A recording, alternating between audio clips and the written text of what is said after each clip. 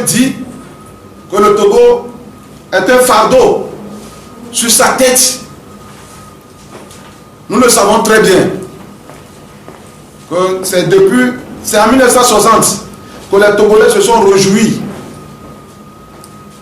Parce qu'ils ont eu l'indépendance tant entendue. Mais leur joie a été de courte durée. Parce que le premier président a été assassiné. Et le Togo est tombé en disgrâce devant son créateur. Pourquoi? Parce que malheureusement, le premier président n'a pas cherché la voie du créateur, de celui qui a créé le Togo.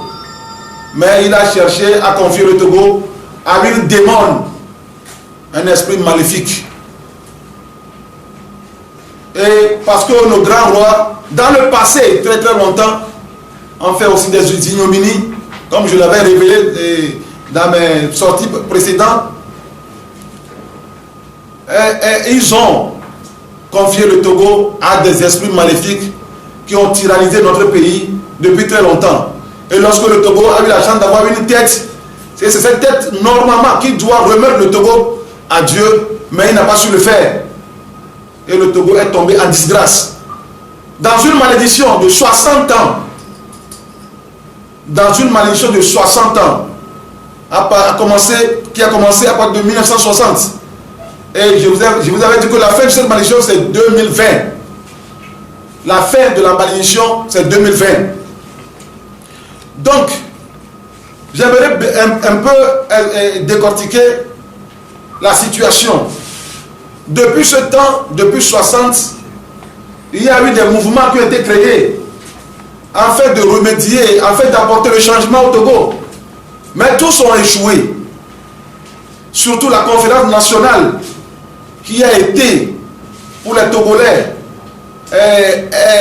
un espoir, l'espoir d'un nouveau départ, a aussi échoué. Mais on ne s'est jamais demandé pourquoi. Beaucoup de mouvements. Et tout le monde avait cru que ça allait changer. Mais personne ne s'est jamais demandé pourquoi ça ne change pas. Il y a eu la CST.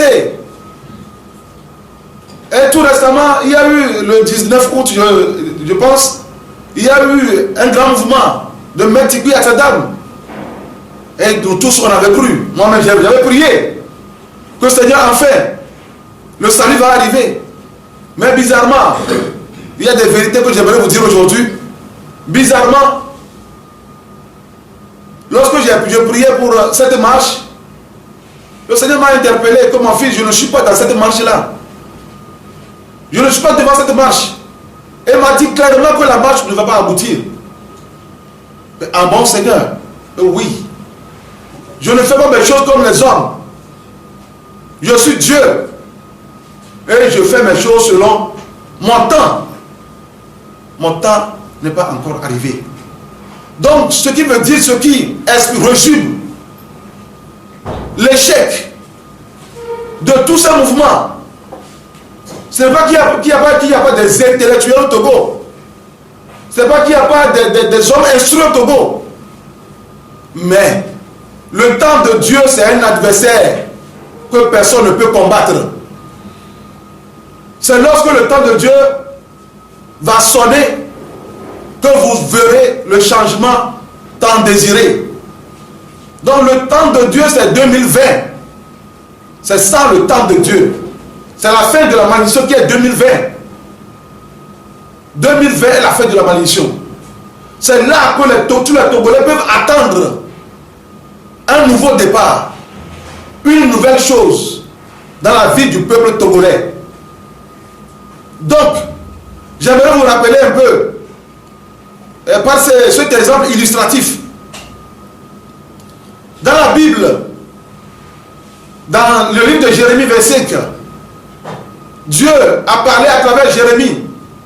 Dieu a dit à son peuple, parce que vous ne me servez pas dans la loyauté et dans la fidélité, vous m'avez abandonné pour d'autres Elohim, d'autres dieux. Je vous ai envoyé mes serviteurs pour vous avertir. Mais vous n'avez que faire votre volonté. J'ai décidé de vous envoyer en captivité à Babylone. Vous serez en captivité durant 70 ans. Et après les 70 ans, je vous ferai retourner dans votre pays.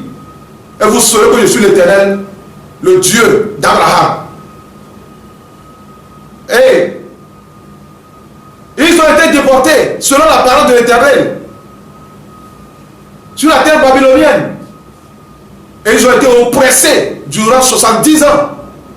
Après les 70 ans, Dieu est revenu. Et avant que Dieu ne revienne, il a suscité un homme qui était Daniel.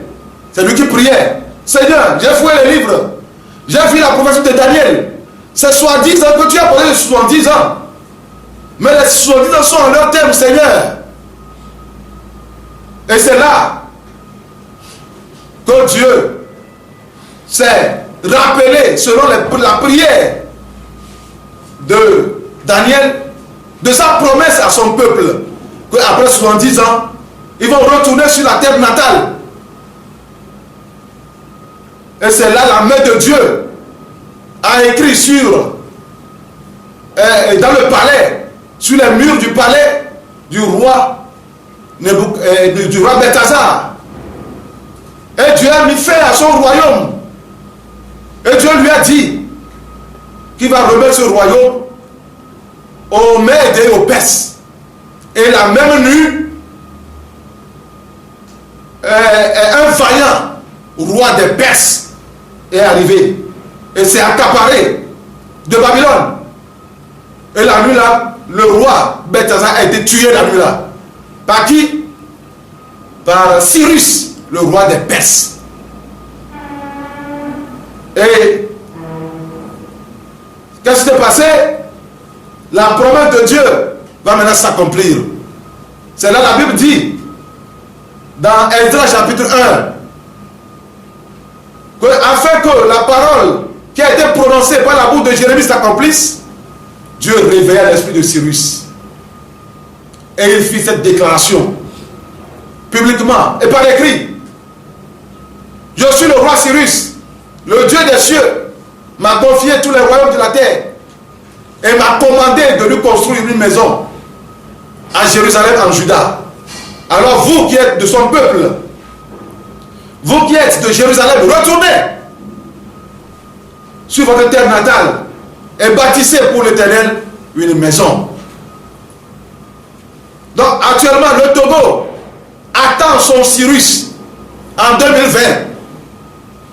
Le Togo attend son Cyrus. Et c'est ce Cyrus qui va proclamer la liberté aux Togolais. Enfin, la liberté aux Togolais, la liberté aux captifs, la liberté, l'abondance à ceux qui ont faim, à ceux qui sont dans le besoin, à ceux qui sont dans le problème, dans la misère. Je me rappelle que la date du 14/05/2017, Dieu m'avait illustré la souffrance du Togo par un verset dans la Bible, Ecclésiaste, le chapitre